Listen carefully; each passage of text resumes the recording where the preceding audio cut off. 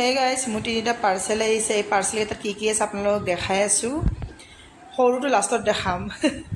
প্ৰথম আছে মোৰ এইটো আনবক্সিং আহিছে। ইয়াত কি আছে মই দেখাই আছোঁ ভিতৰত। আৰু এইটো মোৰ হ'ল মিনি চপাৰ। চপাৰটো মানে কি মোৰ কাৰণে দৰকাৰ। বাচ্চাই কেতিয়াবা মানে ম'ম' খাব বিচাৰে আৰু কেতিয়াবা কিমা খাব বিচাৰে। এইটো মানে বহুত দৰকাৰীয়ে হয়। আৰু কিমাৰ কাৰণে বহুত ভাল। একচুৱেলি মিক্সাৰ গ্ৰাইণ্ডাৰত মানে কিমা মানে মাংস মাৰিলে মানে মাংসবিলাক মিক্সিটোও বেয়া হৈ যায়।